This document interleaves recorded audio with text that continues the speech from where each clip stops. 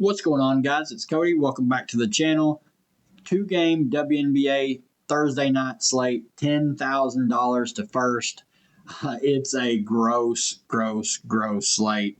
I had my showdown lineups up here. I guess when I was looking at something else, I took them off. My lineup just missed the cash. I bubbled in one, and then I built another one late and played Sophie Cunningham, who busted hard. So that one finished near the back of the pack. But Tuesday night was a really good night for me. I mentioned it in the video recap for today's showdown video, but did get really close to the queen of the court. Finished second. Just needed Nia Coffey to do anything in the fourth quarter, and she was nowhere to be found except the bench because Naz Hillman took over and played the entire fourth quarter. And someone ended up catching me and passing me by. But still a really good night either way. Tonight's showdown slate I did not love, so I kind of went a little light. And then I feel the same way about this slate. This is a slate I would definitely go light on. It is a gross one. Golden State at New York, 18-point spread, over under 162.5. Dallas at Chicago. Dallas 2.5-point favorites on the road, over under 169.5.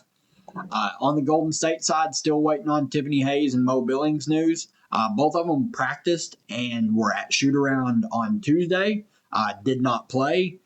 We'll see if they play tomorrow. I think if both play, game has a slightly better chance of staying somewhat competitive, but this New York team is just light years ahead of this Golden State team. They should beat them by 20. That's what I fully expect them to do.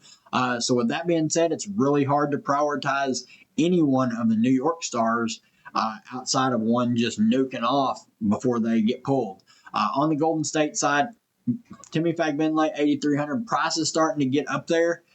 She's not been great the past three games, but I'm probably staying away at that price point, but pricing is tight on this slate. Veronica Burton, 7,500. If Hayes is in, I have zero interest at that price point. If Hayes is out, I do think Burton is solid because she's going to stuff the stat sheet, and if she scores in double figures, she can pay that price tag off.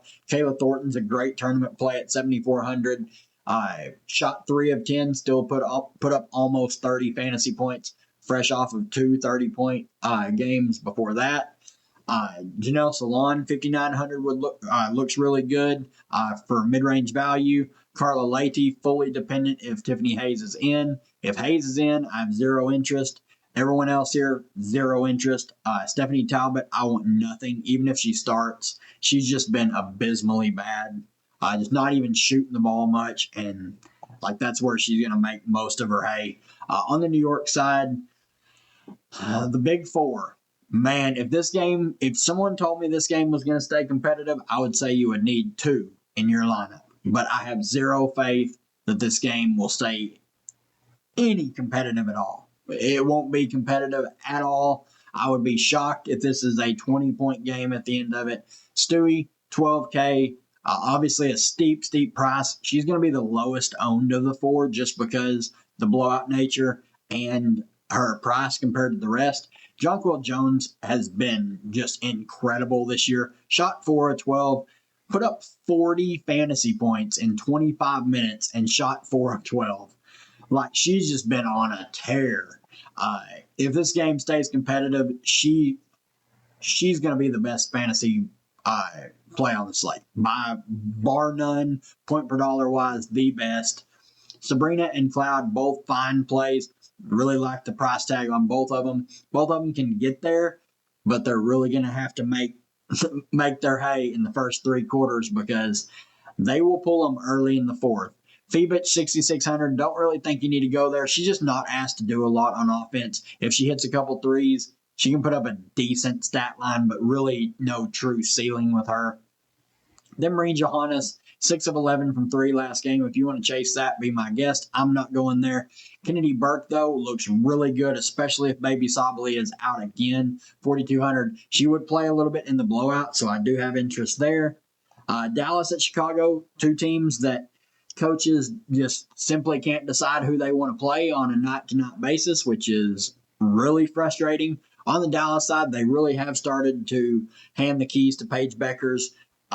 Just getting a ton of peripheral stats, a lot of upside there with Paige. Great matchup here. Going to be going up against Sloot. Sloot is a player we can target. Her defense is, she's older. She kind of likes to play it a little lazy at times. She gets a little flat-footed. Enrique taking a ton of shots. Not expecting 6 steals again, but minutes have stabilized at low 30s. I think she's a fine tournament play. Misha Hines-Allen, I just can't pay 8,400. Minutes haven't been that great of late. She's solid when she's out there, close to a fantasy point per minute, but 8,400 for someone that maybe only play 18 to 20 minutes, really just can't trust that. Same with Nalissa Smith and Dejanay Carrington. If you want to play them, be my guest. I think Nalissa Smith's ceiling for minutes is low 20s, and I think Dejanay's is mid 20s, and their floor is like high teens. It's really, really bad for that price range. Big T, I can't get there, but on a 2-game slate, someone could probably talk me into playing a little bit of Big T. Same with Maddie at 6K. Minutes have been really good for her, playing low to mid 20s. She's really scoring dependent, though. Obviously, this game here where she got 9 rebounds, not expecting that again. Then I do want to mention Charles because Ty Harris got hurt last game and did not return. If Harris is out, Charles would look pretty good off the bench. She's been really good these last 2 games. 17 minutes, 16.5 fantasy points, 16 minutes, 16 fantasy points. She can score the ball, so definitely someone to keep your eye on. Then on the Chicago side, Angel Reese got a full $1,000 price increase. Shot 3 of 9. We know the upside is in her rebounding. She's got a built-in double-double if she just scores in double figures because she's going to grab at least 10 to 15 boards pretty much every game. It's just crazy how consistent she is at rebounding. Then Courtney Vandersloot, I love the price increase here. She's been playing just really good basketball. Minutes have not been great besides these last 2 games. Here against the Sparks, only 2 assists. She had a ton of potentials. And then Phoenix, all those potentials were realized with 11 assists. Shot 7 of 13. She's taken more shots here with the Chicago team. 40 fantasy points against Phoenix. Love her for tournaments. Camila Cardoso, 77 minutes. Hey, you know what's crazy? Let's finally play Camila Cardoso some quality minutes, and look what you're rewarded with. 34 fantasy points in 27 minutes. She's going to play close to maybe even getting north of a fantasy point per minute. She just needs the minutes to get there. Price tag is still too cheap. Same with Ariel Atkins. Price is too cheap. Kia Nurse did get extended last game at 4,700, but she has to hit her shots to really hit any kind of value, or they may even pull her. Ewell will play all the minutes. Cardoso and Reese do not. She's solid, close to a fantasy point per minute player. But I do want to mention this last game for Chicago, they have been getting just blown out in every game. The game against the Sparks kept it somewhat competitive. Their starters played a little bit more.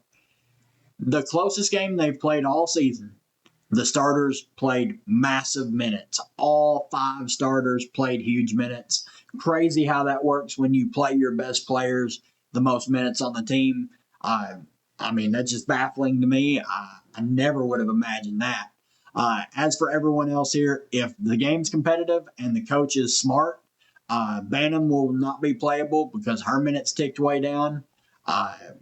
Rebecca Allen lost a lot of minutes, and then Michaela Onienwer lost a lot of minutes as well. So really hard to trust any of these bench plays. There's good cheap value in Golden State and New York. There's good cheap value in Dallas if Ty Harris misses. There's just a lot of good tournament plays. I think this is a fine tournament slate. I just would not go crazy with it. But really appreciate all the support on the channel this season. If you enjoy my content, leave a like on the channel. Really helps out the channel grow on the road to 1,000 subscribers on YouTube. If you want more of my content, link to my premium content is in the description below. I offer a ton of stuff. Discord is really, really crazy good right now. Underdog drafts have been going crazy. But that's it for me, guys. Good luck, and we'll see you guys tomorrow for the big slate on Friday night.